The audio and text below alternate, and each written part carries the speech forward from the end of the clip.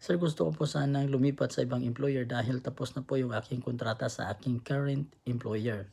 However, ayaw po niya akong payagan at gusto po niya akong bigyan ng final exit visa. Meron po ba akong karapatang lumipat sa iba?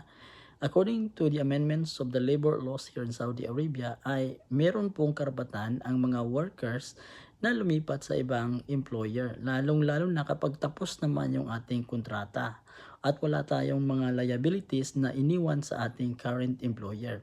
Pero may mga employer talaga na ganito ang pag-uugali na kung saan ay madadamot at hindi po nila naintindihan ang mga amendments sa mga batas ngayon dito sa Saudi.